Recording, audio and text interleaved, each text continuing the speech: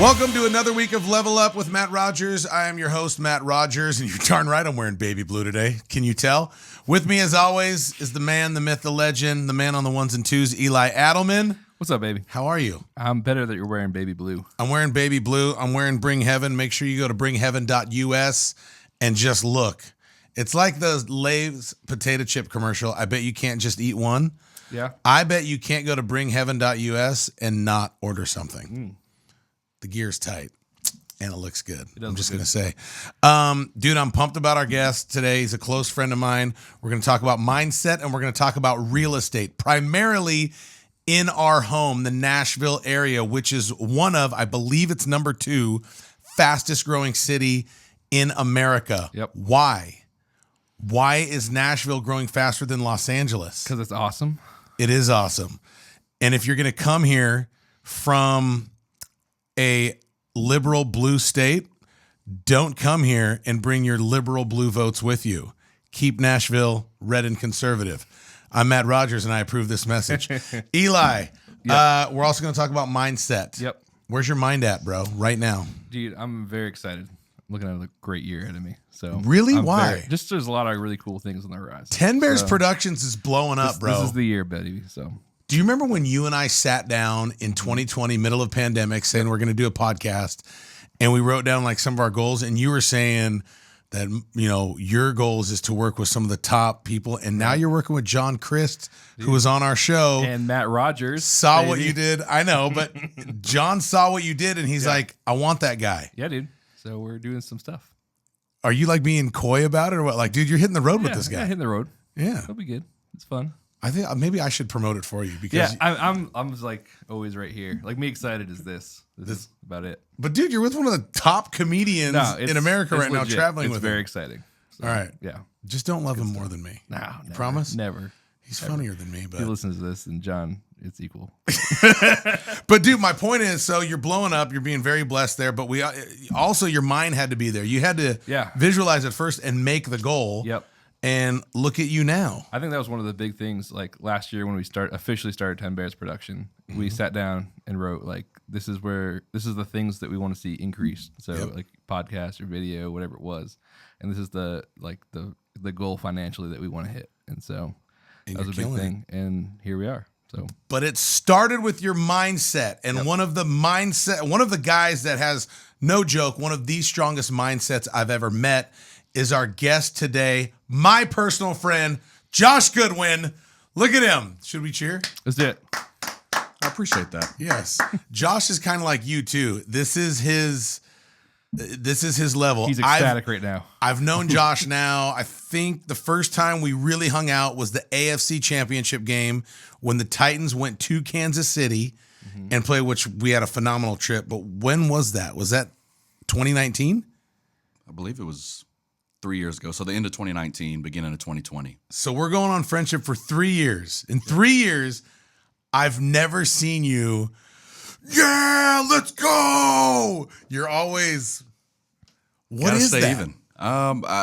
For me, I just grew up and tried to understand early, or started to understand pretty early on, that if you could stay calm, then nothing really bothered you.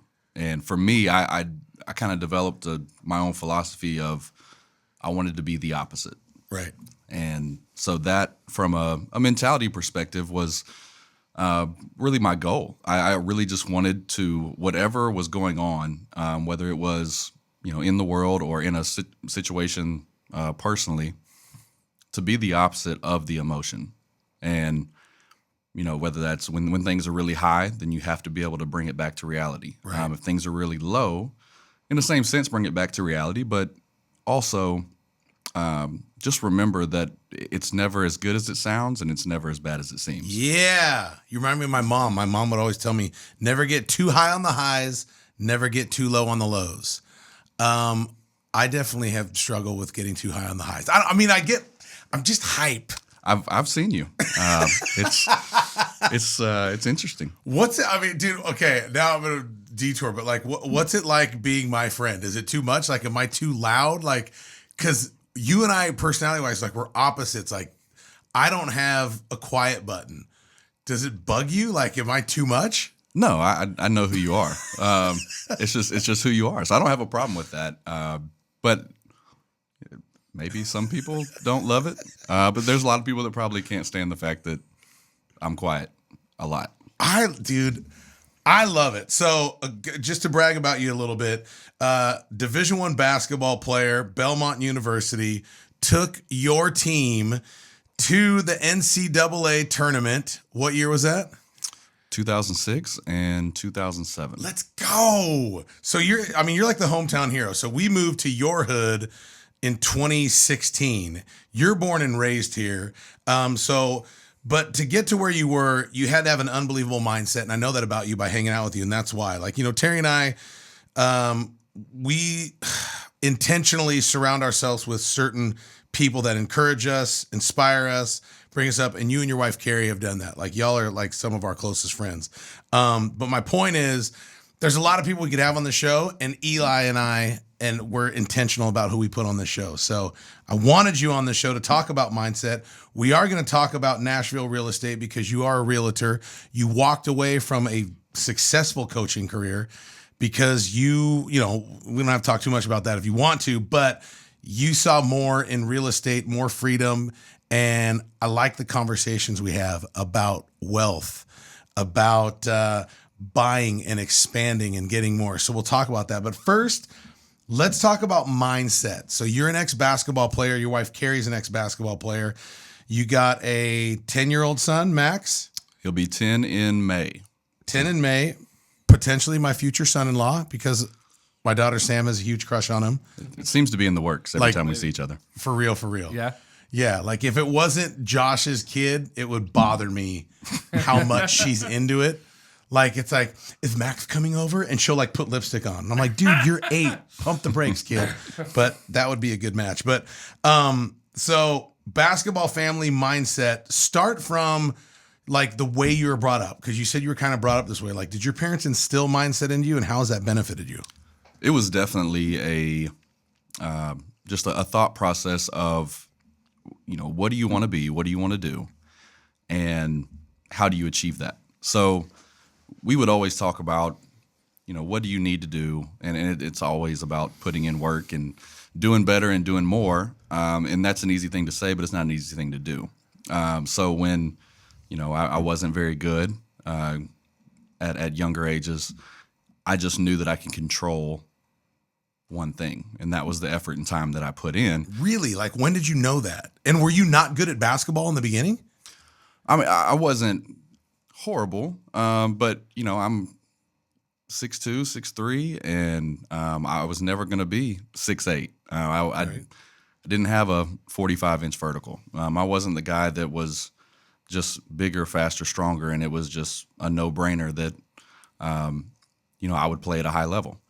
And I saw guys that were doing it, and I knew that I had to find a way to make up for what I lacked, whether it be height, athleticism.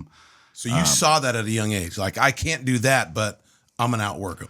Well, and I would say my dad kind of brought us up thinking, if it's not good enough right now, if you don't like the way you're playing, if you don't like the way you're performing, or you don't like playing time, it's really nobody else's fault. Just go get better.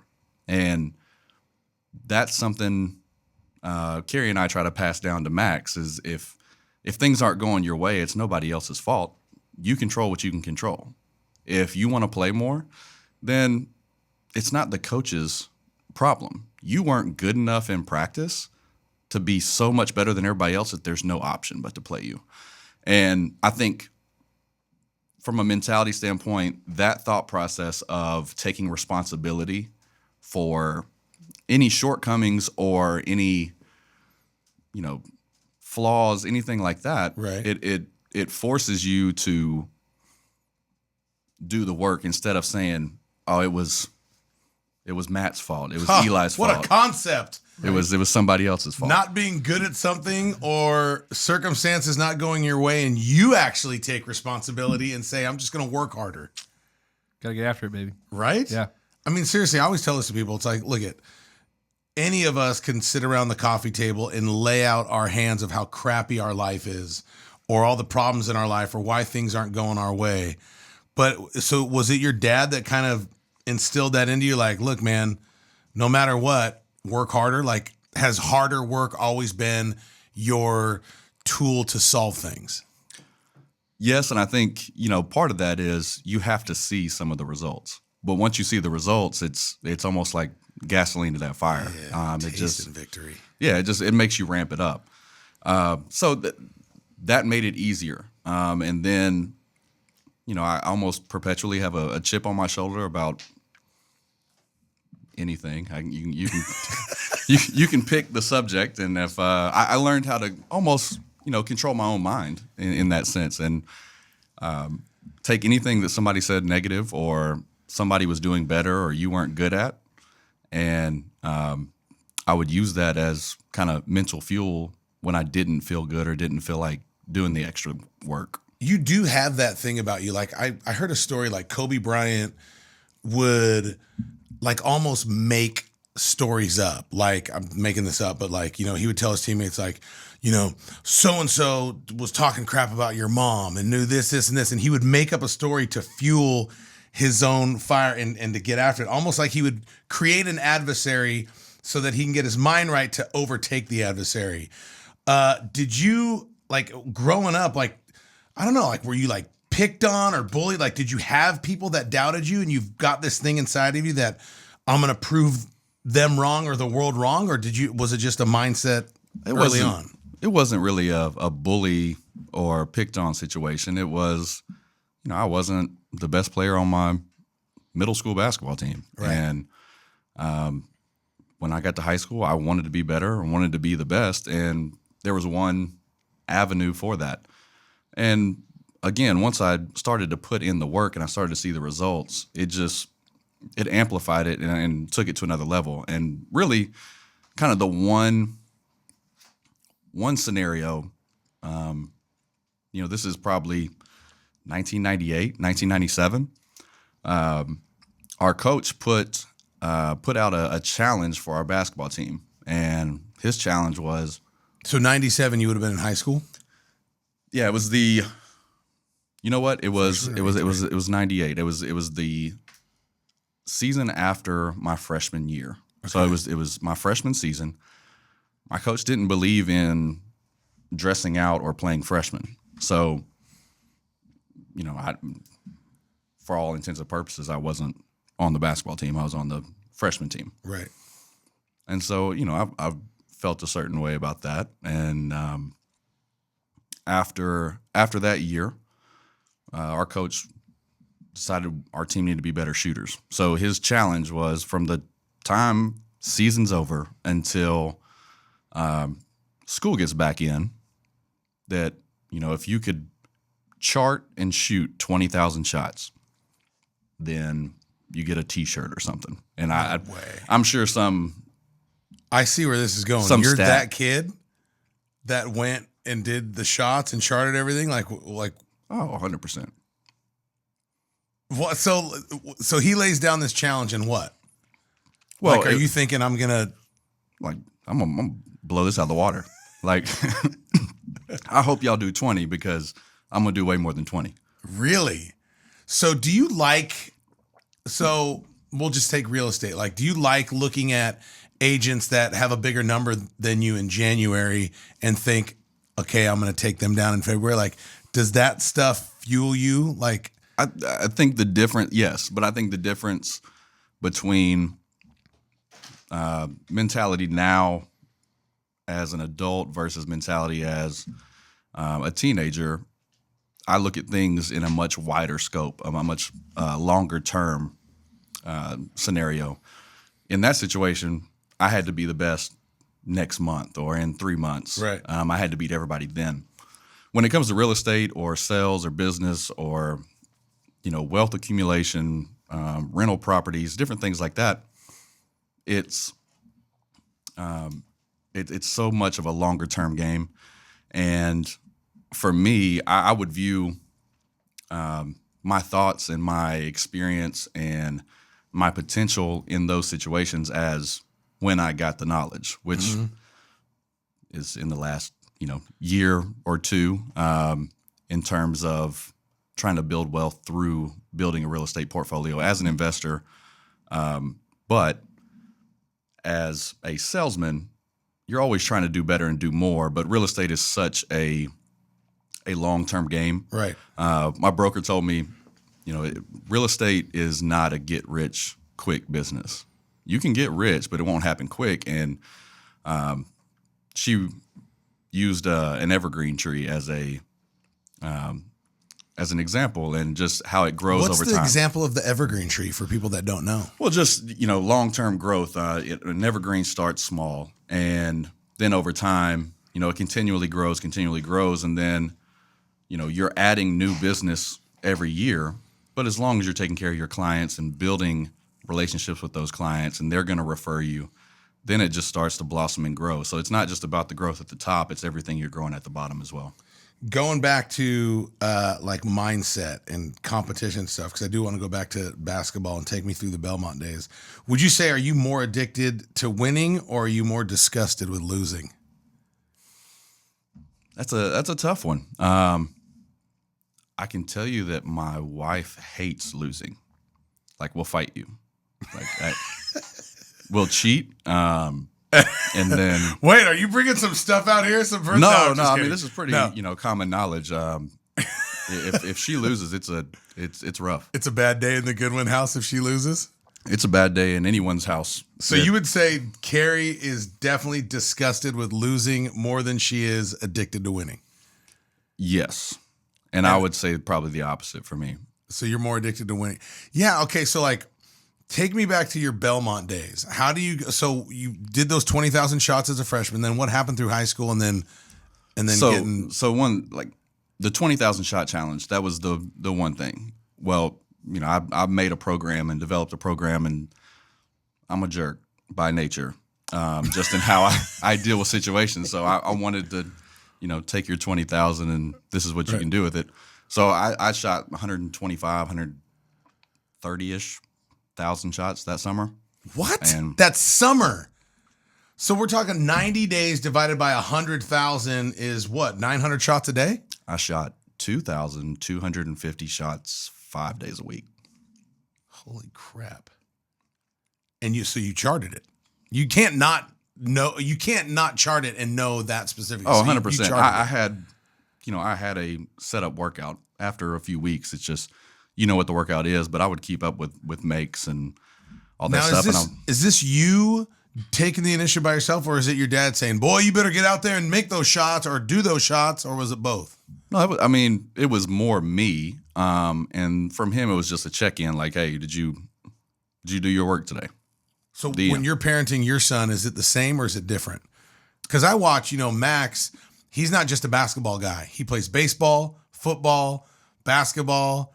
Freaking, if there were jerseys for, basket weaving, he'd probably have a basket weaving jersey too. Like, he's the ultimate sports fan. Do you coach him that way too?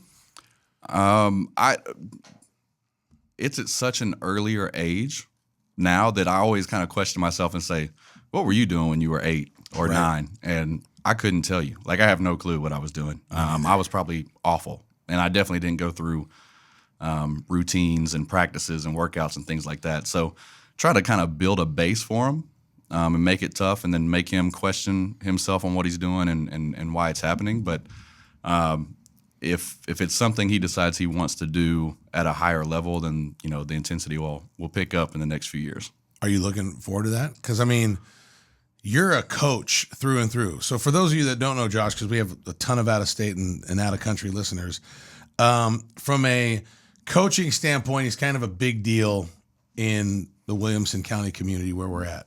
And by that is, successful high school basketball coach, voluntarily stepped away from that because you wanted to pursue your real estate career.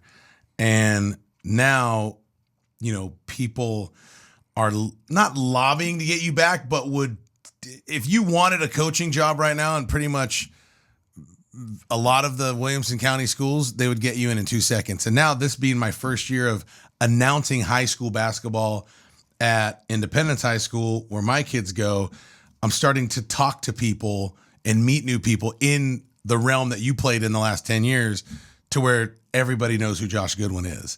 How did that, like, talk to me about your coaching style? Is it like this? And why were you so successful coaching kids? I think, whether it's coaching or whether it's training, there's a lot of, NBA trainers and college trainers. In my opinion, the guys you see who are more successful are the guys who were not extremely blessed. They weren't just overly talented. They weren't, physically blessed. That Michael Jordan probably wouldn't make the best basketball coach. Which is crazy to say and think about, but he's right. It's just, it's if you ask them how they do something or why they do that, the answer is usually, I don't know. I just do it. Why don't you just do it? And having to make yourself do something and having to make yourself learn something and learn the whys. And I've got to keep the basketball 2 inches further this way because I'm smaller and I'm not fast enough to get by them. So I've got to keep my shoulder down.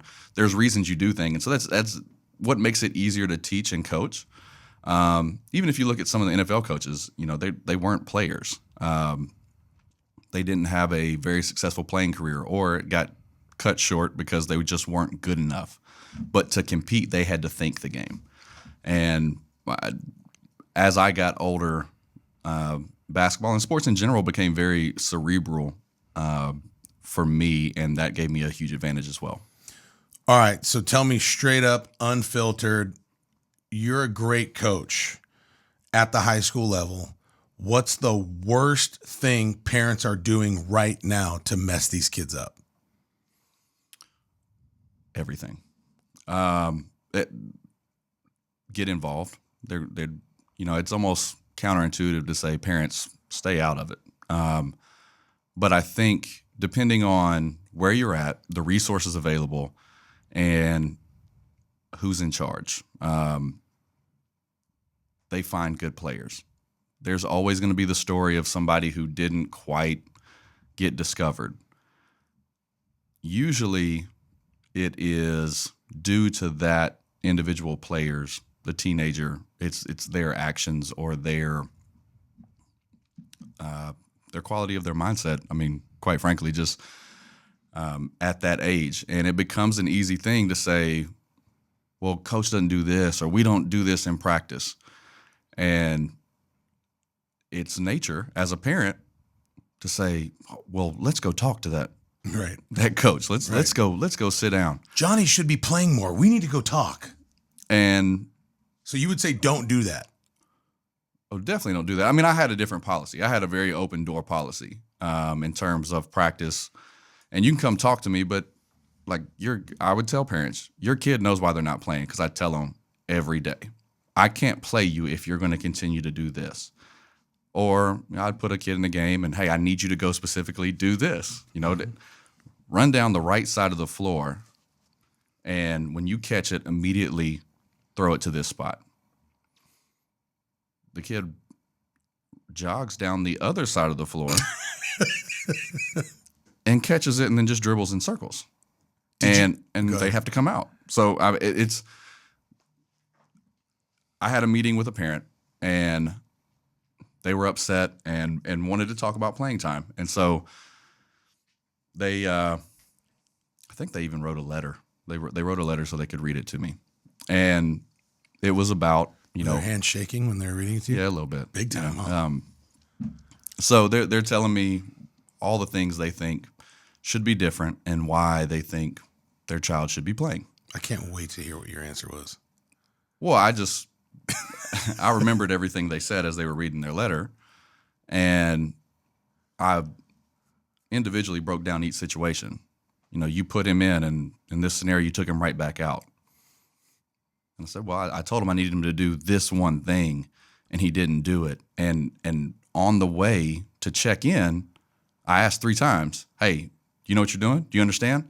And all I got was head nods. I got head nods. And then they went in and did the opposite. And the response from the parent, and this is pretty typical, oh, yeah, I get that at home. Then why are we here? Like, why are you questioning why he doesn't listen to me when he doesn't listen to you at home? And I would start a lot of seasons with a parent meeting that just said, I'm not going to come to your house and question your parenting, how clean your house is, how clean your child's room is, or how you discipline your kid. But don't come to my practice, my team, my family, and ask, well, what are we doing in practice? Did you ever lose kids? A kid, 2 kids, 5 kids? Did you ever lose anybody? Not that I can remember. I was gonna say, if you have to think about it that hard, that's probably a good sign you didn't really lose anybody. No, I would also tell them if they didn't trust me or like the way things were going, just tell me and I'll write a recommendation letter for you to transfer. Because if you don't trust me and you don't believe in what we're doing, I don't want you here anyways. What happened after the meeting with the parents? They understood, and then the kid didn't play. Really? But it's the child was of the mentality that when things get tough, I'll just tell my parents it was somebody else's fault. And in that situation, the parents told them, okay, well, it's just too tough. Well, you don't have to put that much time in. If you're not going to get to play, and this is the opposite. If you're not getting to play, then why are you putting so much time in? Why would you practice extra? Well, you're just going to regress and get worse. And right. That happens more times than not because it's frustrating. It's the problem of the transfer portal. You didn't get to start. There's 3 5-star quarterbacks here. One of them's going to start. The other 2 are probably going to transfer. Mm-hmm. When the entire recruiting process, all they told the coaches was, I love competition. I can't wait to compete to win that spot. Well, what do you do when you don't win it? And I would say, Jalen Hurts is an amazing example of how to deal with that adversity. You get pulled from a game, and you're the first person celebrating the guy who replaced you that threw the game-winning touchdown. And then, over time, he did transfer. He wasn't going to play. He was going to sit out the rest of his career because Tua was younger than him. Mm-hmm. And then he went and killed it at Oklahoma. And then he's disrespected through the NFL draft, and, they should get rid of him and get a franchise quarterback, and that guy's in a pretty good place today. Which, by the way, by the time y'all listen to this, the Super Bowl will already be over because we're filming this about a couple days before Kansas City plays Philadelphia in the Super Bowl. And then, of course, Jalen Hurts is the quarterback of the Philadelphia Eagles. So who knows if he wins or not? Going back to that real quick, so you said everything parents are doing wrong. Like, what's one thing specific parents are doing today to hurt their kids in sports? I would say over-involving themselves in the evolution of their children's game. It has to be the kid wanting to do the work. If I want it more than you want it for yourself, we're not going anywhere. And it's the same thing for the parents. If the parents want it more than the kids actually want it, then you're just going in circles for no reason. So I would say talking negatively about playing situations in front of the kids. Right. And I would tell the families and the kids, we have a pretty solid foundation here with what we're doing. But when your kid comes home and tells you that they're not getting to play and they don't know why, or the coaches don't like them, or they don't want to do anything, when you start to perpetuate that negativity by talking about it at dinner or having conversations about it, all you're doing is creating cracks in that foundation. Yep. And all it takes is the next small thing to make the kid shut down even further. Well, then those problems that you came to fix are now much larger problems, and then you're both talking about them at home, and it just, over time, it just grows and grows and grows, and those kids usually end up leaving the sport. I would encourage kids to use athletics as an opportunity to better themselves as a person. Right. Like, you don't need a scholarship. Everybody thinks they have to be D1. Like, we have training facilities called D1. Everybody's Twitter, Instagram, TikTok, everything is D1 this or elite this. You don't have to be D1. Like, there's only so many people every year that are whatever that status may be. Being an NAIA player, being a Division II player, Division III player, just working hard and playing intramurals. It's okay. Like, be okay with where you're at and where kind of in this case, the basketball world is telling you right that you are. Like, there's no reason to push it over the top. It's funny you're talking about like what you say in front of your kids about their practices, about their playing times, about the coach. I could always tell your friends will know what you say about them behind their back by the way your kids treat them. So I could always tell what type of conversations people are having about me behind my back based off of the way their kids treat me. They walk into my house and it's Mr. Matt, hey, hug. I know parents are saying a good thing. I've also been in a situation where they walk in the house and I'm like, what's up, bro? How's it going? And it's like, oh, okay. And like, you know, so I would just challenge parents, watch what you say in front of your kids. Like the conversations mom and dads have, about coaches or about people, keep the kids out of it. Let me give you a hypothetical because Max seems to really love basketball, your son Max. Hypothetically, if he's in his junior year and he's a good player, he's between 4, 5, or 6 on the depth chart, right? Mm-hmm. So sometimes he starts, sometimes he's a 6-man. And the coach is not a good coach. And it's affecting Max's playing time. It's affecting his attitude, his passion for basketball. What are you going to do? How are you going to handle that? I would have a bigger problem with Max. If you allow one person to affect your passion or your effort or anything, then really, like, do you love it? Like, you're not passionate about it if one person doesn't start you. And now I don't love the sport anymore. Right now, people have to start or they quit. Yep. Because and basketball is one of the toughest sports. You're exposed in front of all your friends every game. Like, you don't get to hide. You don't get to wear a helmet and, right. Oh, what number is so-and-so? I don't know. I can't see them. We're too far away. Your friends, the student section, is sitting on the front row. And if, you get crossed over, you get dunked on, everybody's seeing it.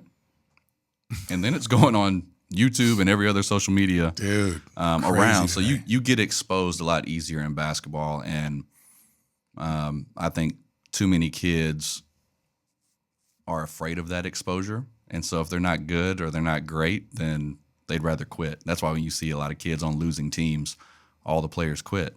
So because you're a basketball guy, if you knew, like, dude, you're talking to Carrie, this guy is not a good basketball coach. And you see it happening like with Max, like, what are you going to do? There's levels to it. Max, you just need to be better. Like, you ain't going to say anything bad about that coach in front of Max. No.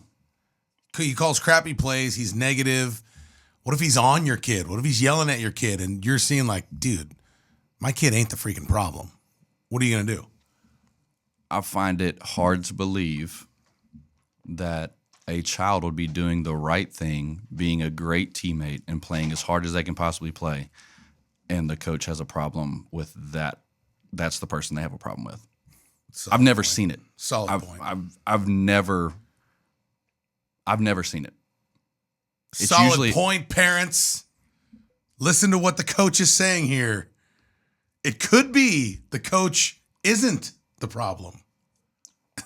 Well, you'd be surprised at how many, how you said you walk into a room and you can tell what people are saying. Yeah. You can usually tell by how the player starts interacting during games. For example, is the player making faces at the crowd or like putting their hands up, or, if they get subbed out, they put their head down and they just walk slowly. All I can say is that, like, that's not flying. If I'm coaching, it's not going to be a good situation. There is going to be at least a verbal altercation at the time, right away. Do you nip it in the butt? Absolutely. Or do you pull them like after the game, like, hey, Johnny, come here, I got to talk to you, or both? Well, yeah, I'm not going to say, hey, Johnny, let's go talk. When he comes out, it's going to be much louder and much more aggressive. And then later we can talk about it and I'll tell them why. But there are, and this is what I do with Max. There are 3 things that you control. And all I need you to do is control what you can control: your attitude, your effort, and your preparation. If you have a great attitude and you play really hard, nobody's going to be mad at you. Right. If you do those 2 things, but you're not very good, you didn't prepare. Whether that's practice, whether that's understanding a game plan, whatever. But if you control your attitude, your effort, and your preparation, you're going to play bad games. Everybody's going to play bad games. You can't necessarily control that. But if you control those 3 things, I promise you that I don't see a scenario where any coach, any athletic director, any position is going to say, man, that kid's got the best attitude. He plays harder than anybody we've got, and he's always ready. Can't stand him. It just doesn't happen.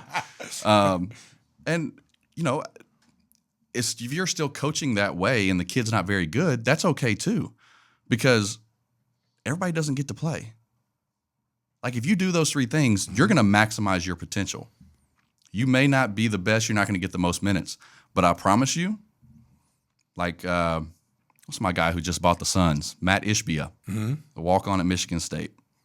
Almost never got to play, but he was busted in practice. Now he owns a multi-billion-dollar company, just bought a multi-billion-dollar team because he applied those Just principles. made a huge trade for, the He Suns. did. They just He got did. Kevin Durant. They're going to be on a roll. But he built his business around the coaching principles that he learned from Tom Izzo. And it was teamwork, team first, like always be, such a great teammate that you're bringing everybody else up.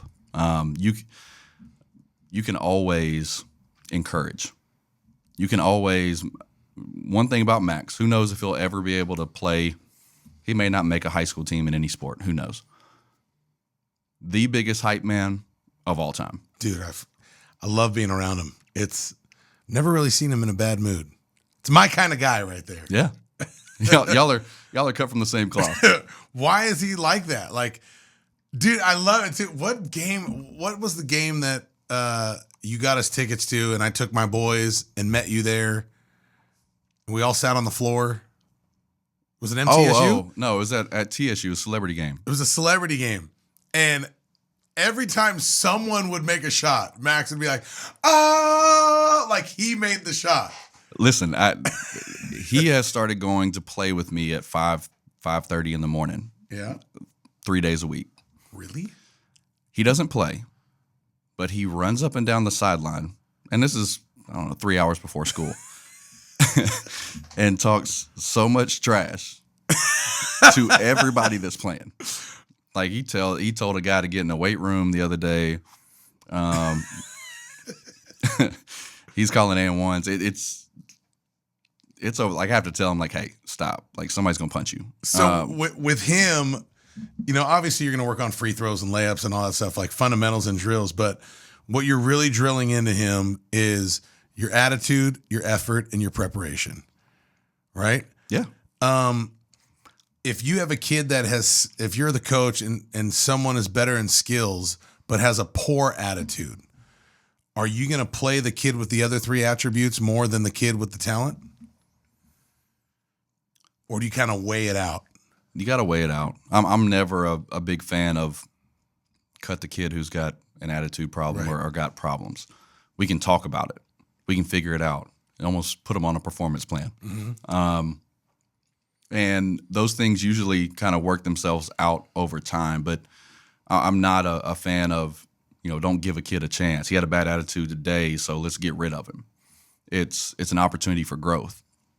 Now, if you get taken out and you're talented and then everything else goes even further downhill when you're out, you can't even be a good teammate. So that's a different conversation. But there's a time and place for both. Coaches don't get paid to build great character, unfortunately. Mm. They get to do that after they win. Right.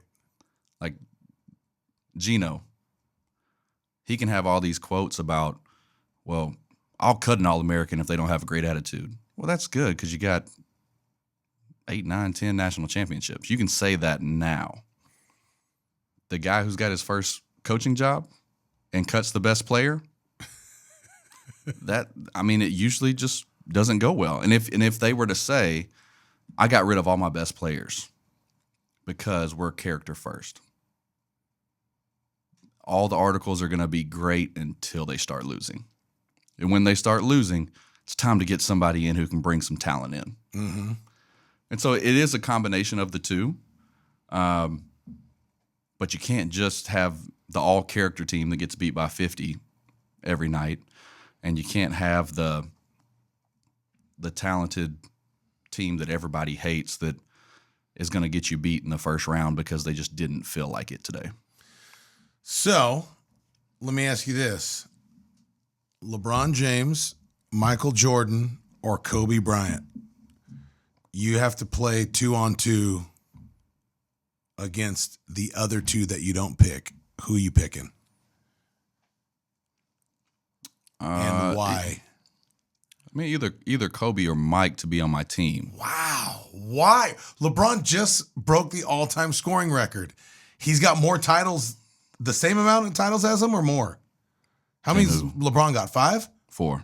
Oh, then never mind. Both of them got more than him. Jordan's got 6. Jordan got 6. Kobe's got 6. Kobe's got 5. He got 5? Dang, I should know that. I was a huge Lakers fan. I went to that last one they won against Boston. Why are you picking Kobe or Mike over LeBron?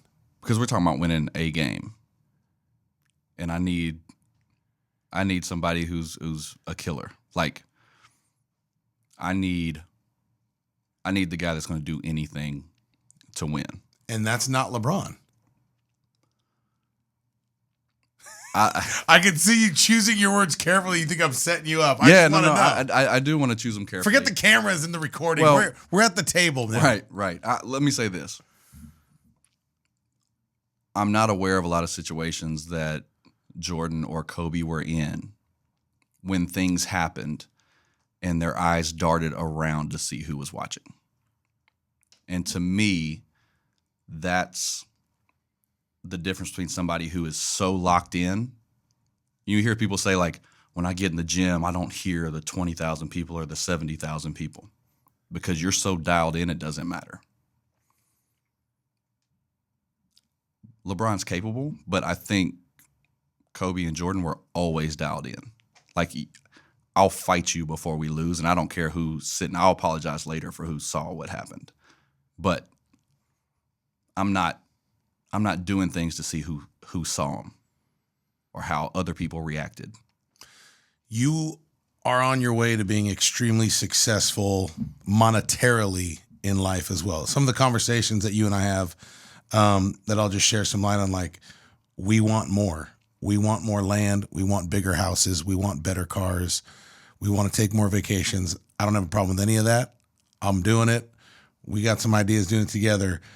What about, why do we do that? Like, I guess what I'm trying to say is, from a Kobe Michael standpoint, you're doing it because you're so locked in. You're locked in life doing that. But we live in a world, social media and achievements and ranks, to where people want everybody to see how great they're doing. You're not that guy. You are going to do great and you want to do great, but you're not doing it so that everybody can see how great you're doing.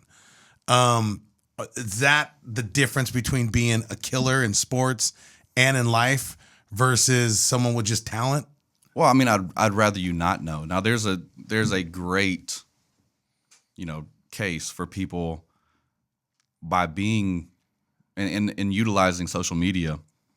It creates its own business.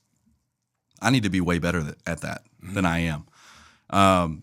But there is a segment of people who do it so that people see it. There's not really any substance behind it, and there's, it's a fine line. One of my best friends, consider a brother, is also a realtor. Unbelievable when it comes to marketing. Like, he does an unbelievable job putting himself out there, being creative, things like that. And he has reaped the rewards of it. So that's a very positive aspect of it.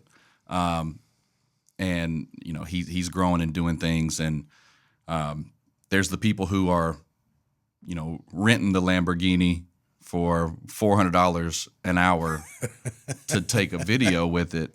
That's a very different thing.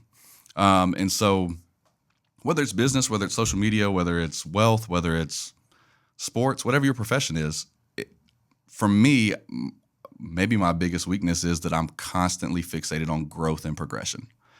And it was the reason I transitioned out of teaching and coaching, because I felt I'd kind of peaked through education. Like we got as many degrees as we could get, and I was just supposed to sit there for 20 years, and it is what it is. And the parents sucked, and you didn't really. I had good parents, honestly. Oh, you did? Okay. I didn't have parent problems. I didn't have kid problems.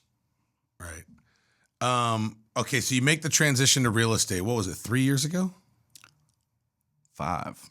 5 years ago. I was still teaching. You're still while teaching. I was doing real estate. I like the way, dude, and that you talk about the way you went out too. Like a lot of these coaches, at any level, they are at high school and college, leave because they see the future. The cabinet is bare, and I'm going to leave on a high note because the crop we got coming in is not very good. So they leave.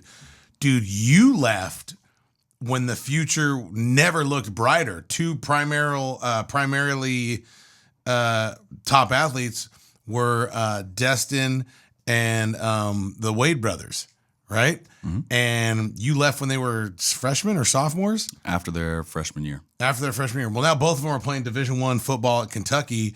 They were also basketball players at the time, but I always liked the way like you went out and you left on a high note with the potential of a team having, a lot of success. Bruce Arians, one of my favorite coaches who I'm super close with.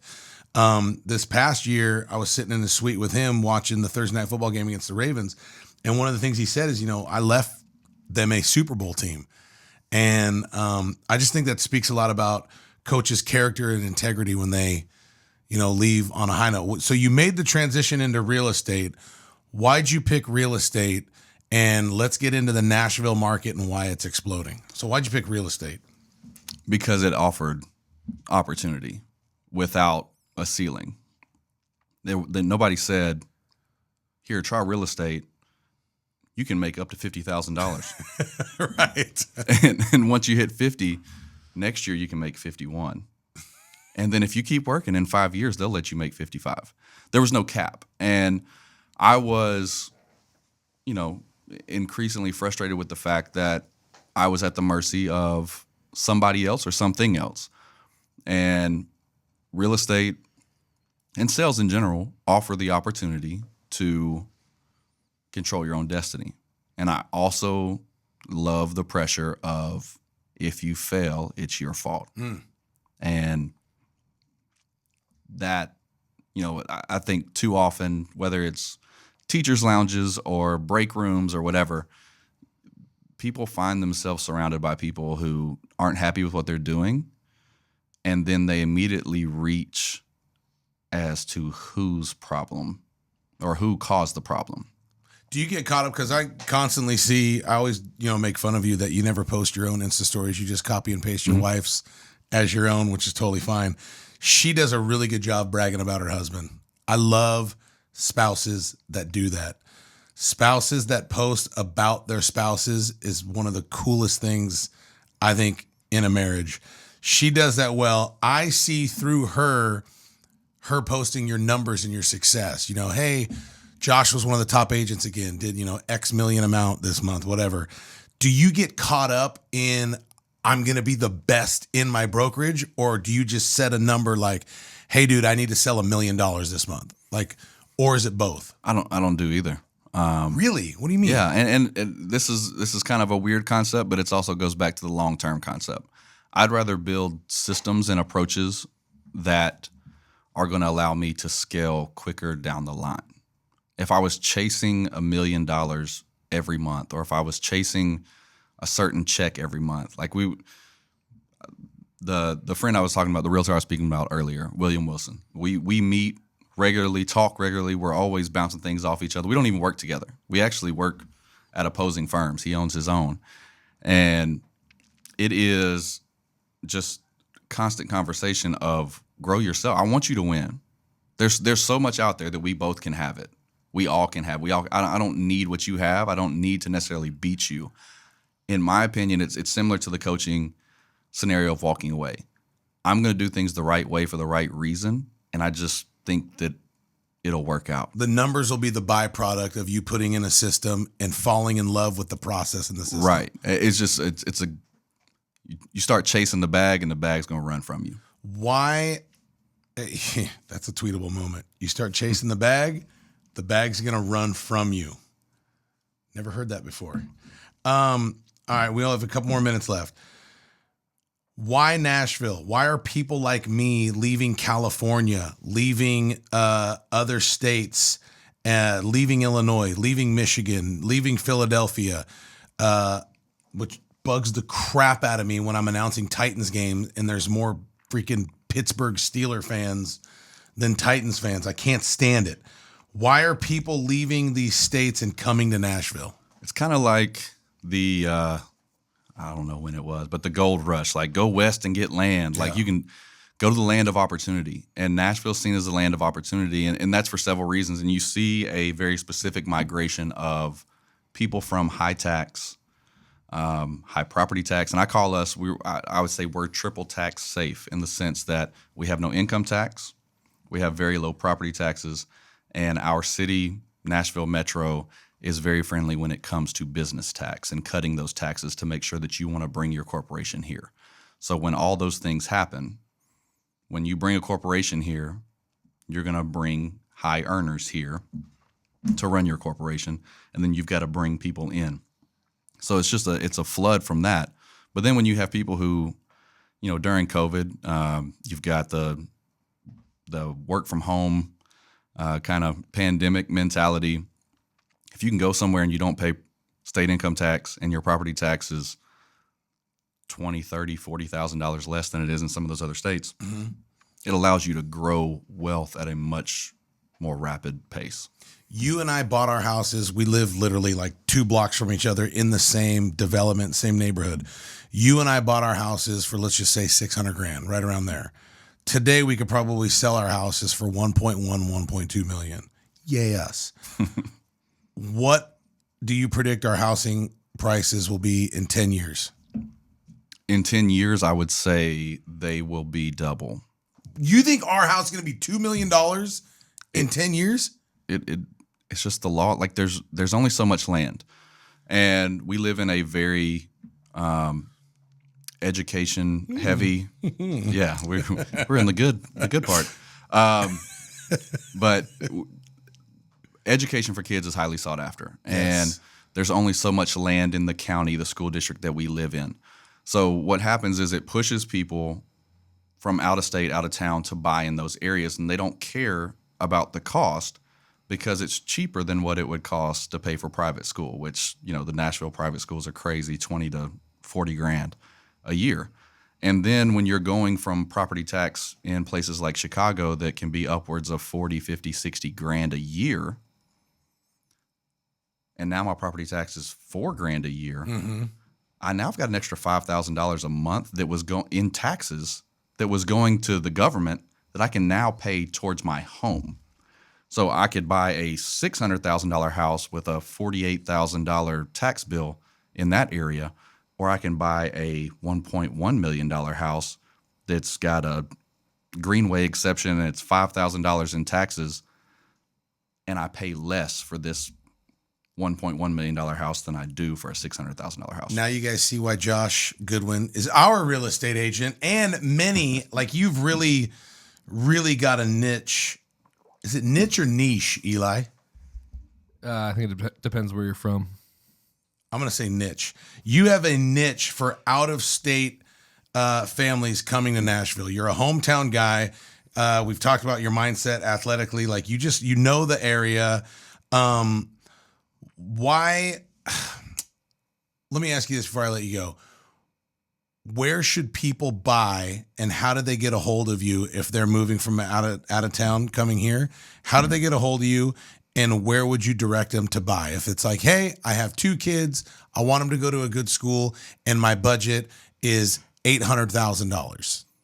I mean, it's obviously going to vary for every situation.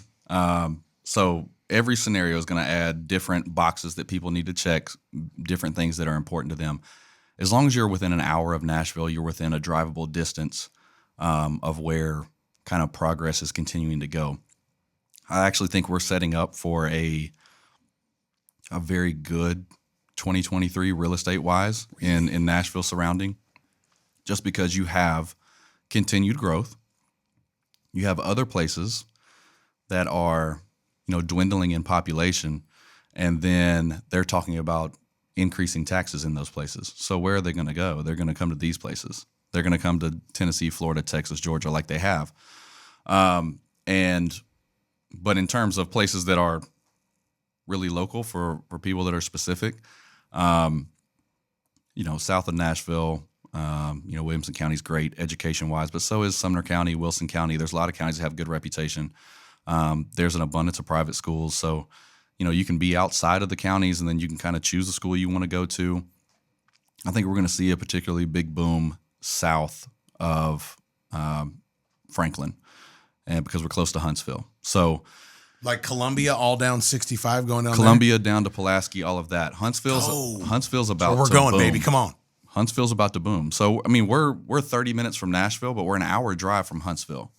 So as Huntsville expands, it's going to expand up. Nashville's going to expand down. You're going to have 2 large, progressive, really new cities that are almost touching where they're at. So there it is. Now you know. How do they get a hold of you? Josh Goodwin Realtor on Instagram. TikTok is real.estate.nashville. And you have Real Estate Nashville on TikTok? I do. That's big. I like that. It was early. And then obviously cell phone, email, it's all posted. You can find it. You can call Josh on his cell phone. Last question before I let you go.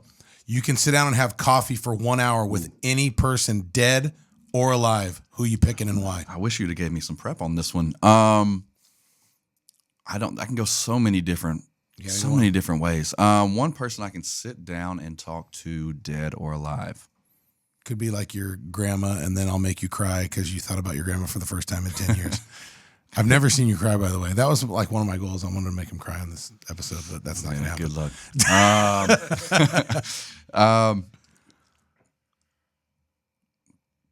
Can we go Jesus? Really? Yeah.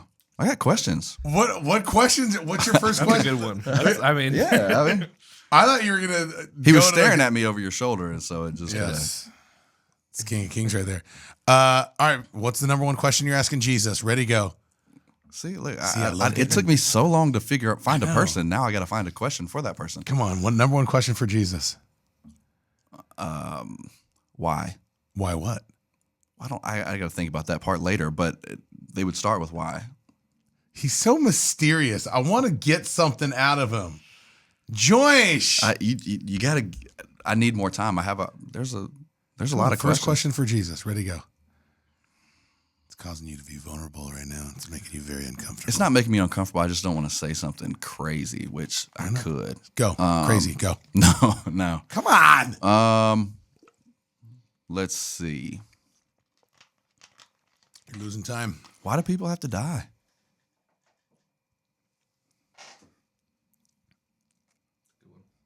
We're just letting that breathe for a minute. That's the question. I mean, you put me on the spot. I'll bring a list next time of questions. We'll start with questions for Jesus. Oh, there we go. My man, Josh Goodwin. You are the best. You're a good friend. You can follow Josh Goodwin on Instagram. Josh Goodwin Realtor. Josh Goodwin Realtor. Or on TikTok, Nashville Real Estate. That's smart. Well done. Love you, bro. You're the man. Thank you for having me. And thank you for watching. If you like this episode, you could like, subscribe, and share. We ask you to do that. Also, leave a comment. And last but not least, stop by bringheaven.us. Guarantee you can't not buy something on bringheaven.us. Thank you so much for tuning in. This has been another week of Level Up.